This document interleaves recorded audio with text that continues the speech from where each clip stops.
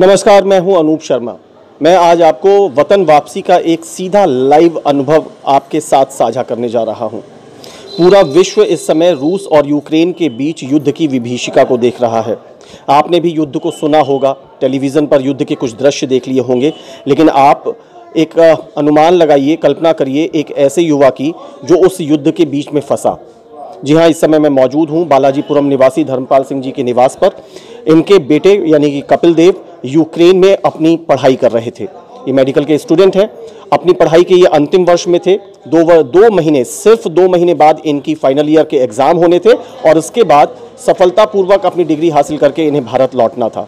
लेकिन इसी बीच हालात बिगड़े और रूस और यूक्रेन के बीच युद्ध छिड़ गया।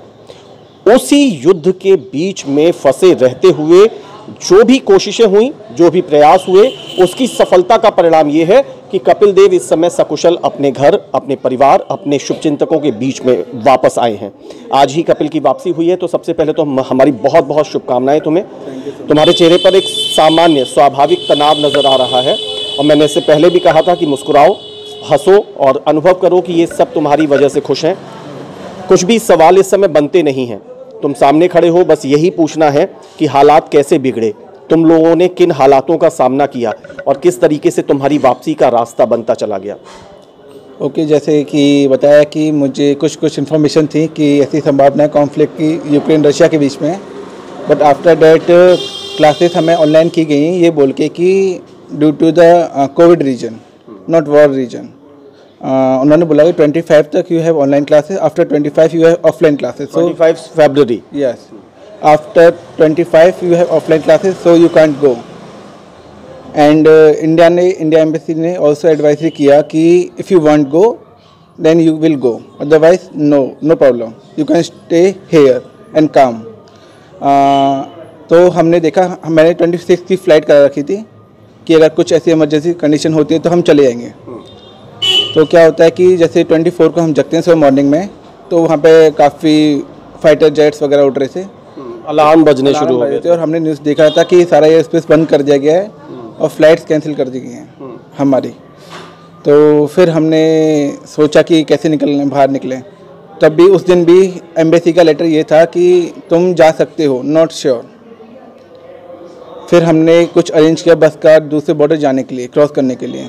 कहाँ, किस शहर में थे आप यूक्रेन के? ओडेसा। वो तो काफ़ी कॉम्प्लिकेटेड, वहाँ तो कॉन्फ्लिक्ट काफ़ी जोन था वहाँ पे। पूरा जो पोर्ट था वो मेन वहीं का था, जो सीज वगैरह आती थी। रशिया के अटैक्स वहाँ पर लगातार अभी भी जारी हैं। हाँ, अभी भी जारी हैं।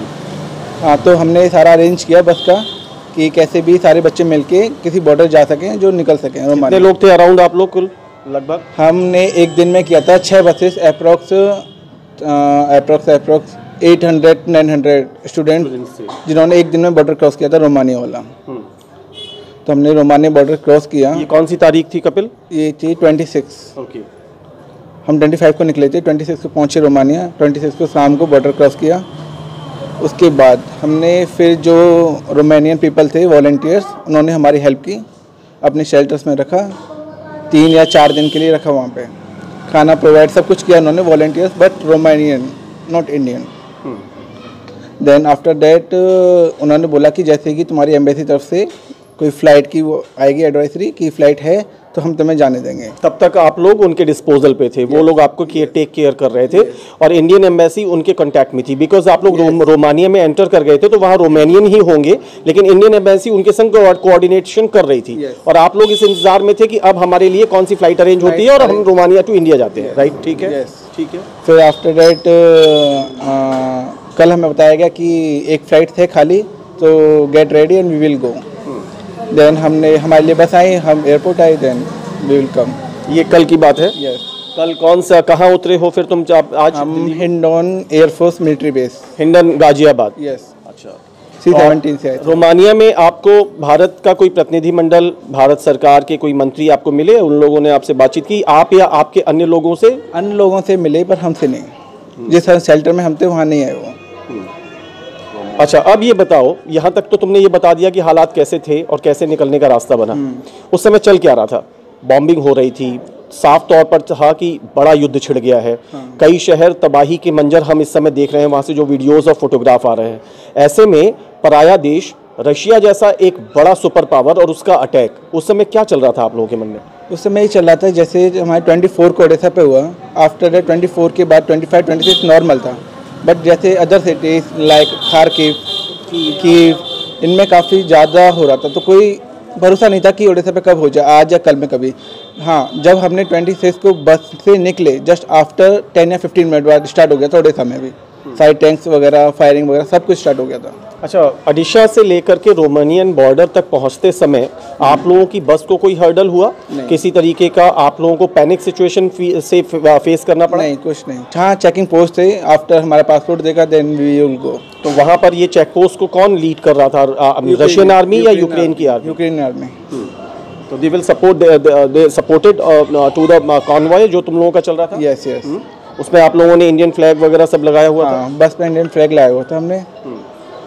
अच्छा, इस पूरे एक्सपीरियंस को मैं चाहता हूं कि तुम एकदम काम रहो और मत पुरानी बातें याद करो, लेकिन अगर बताना चाहो तो कैसा अब इस समय क्या लग रहा है? कपिल जब घर में है, अपनी छत के नीचे है, तो वो याद आ रहा है वो सब? हाँ, वो तो ऑब्वियसली आ ही रहा है कि but we are what will I say, जो स्टूडेंट वहाँ बच्चे उनके लिए काफ़ी डिप्रेशन और ऑल। काफ़ी तो निकले हैं अभी, काफ़ी वहाँ रह गए हैं। जो मेन जैसे खारकिव सेंटर, खारकिव की काफ़ी सारे बच्चे फंसे हुए हैं अभी, और इंडियन एम्बेसी कल एडवाइस ही कर रही है कि बस आज में निकलो। कैसे निकले वो? उनके पास ना ट्रांसपोर्ट है, बाहर सब कुछ बंद है, कैसे 1500 किलोमीटर पैदल जाएंगे वो लोग? वो सारा वॉर जोन है वहाँ पर, वॉर जोन है।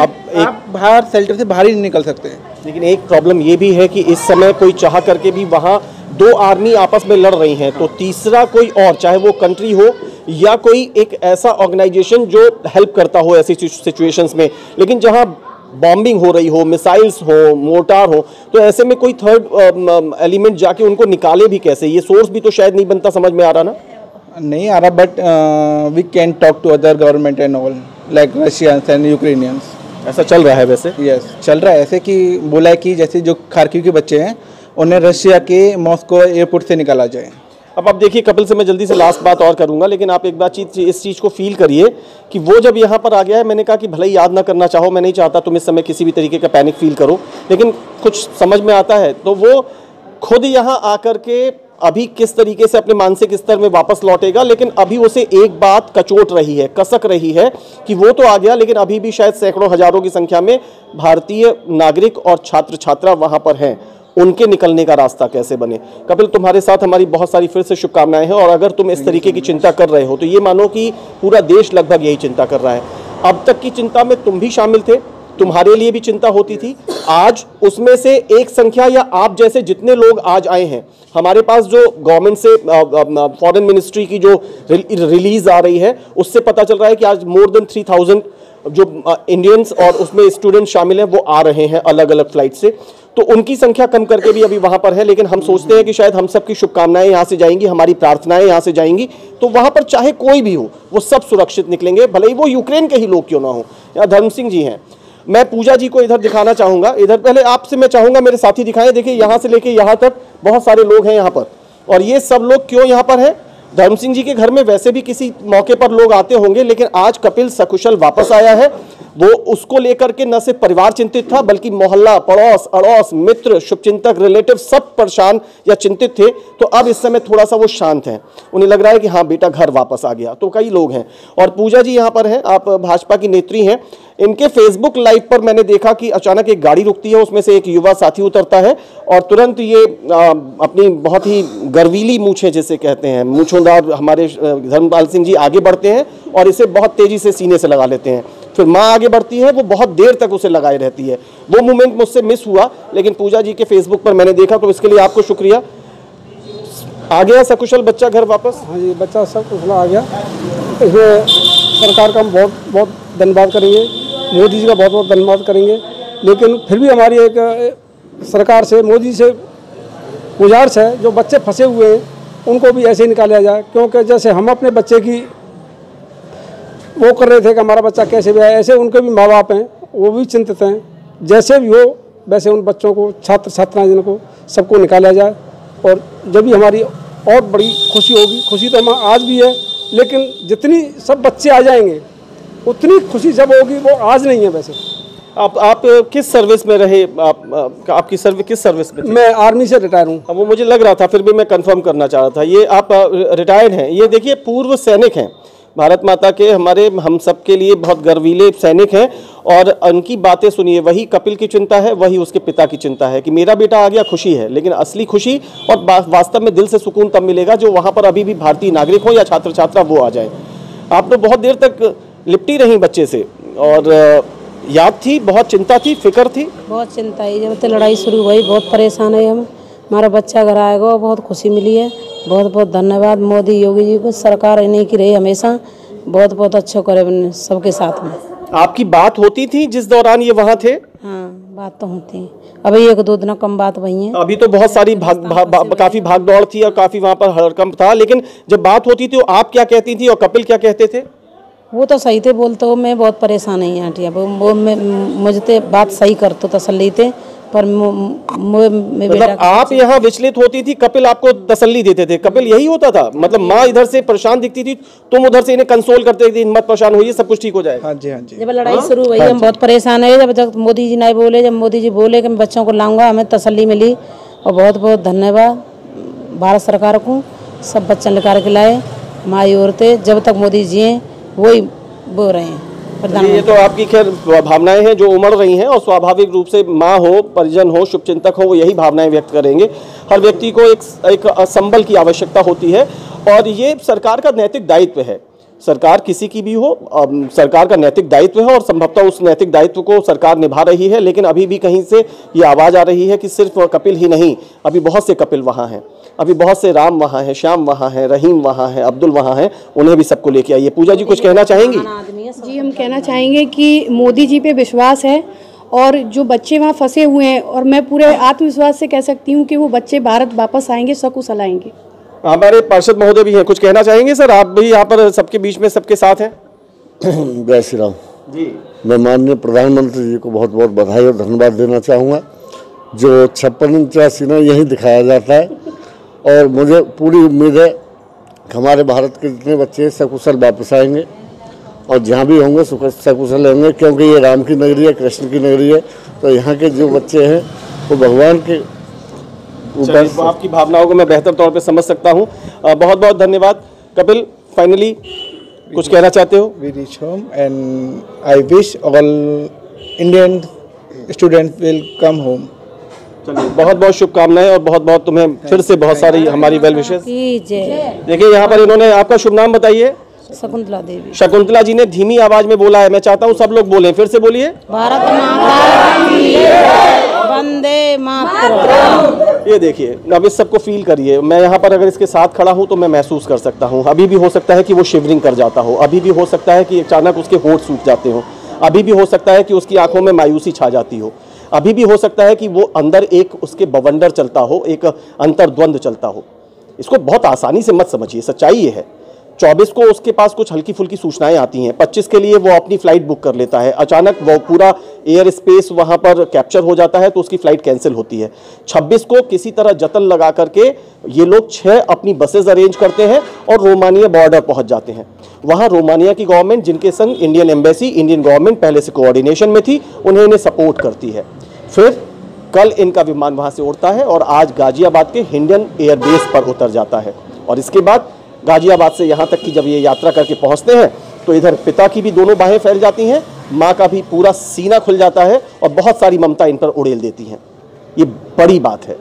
लेकिन यहाँ की खुशियाँ भी, अगर मैं या ये सब भी खुलकर मुस्कुराना चाहें, पूरी अपनी भावनाओं को खूब अभिव्यक्त करना चाहें, तो वहाँ जाकर के हमारा खुद अंदर से जो मन है, हमारी जो नैतिकता है, हमारी जो संवेदनाएं और जो मानवता है, वो उसे रोकती है। कपिल की वापसी की खुशी है, इसमें कोई दो राय नहीं है। लेकिन अभी मैंने कहा कि बहुत सारे कपिल वहाँ हैं। सरकार के प्रयास में कोई संदेह नहीं उत्पन्न किया जा रहा, लेकिन सिचुएशंस बहुत खराब हैं।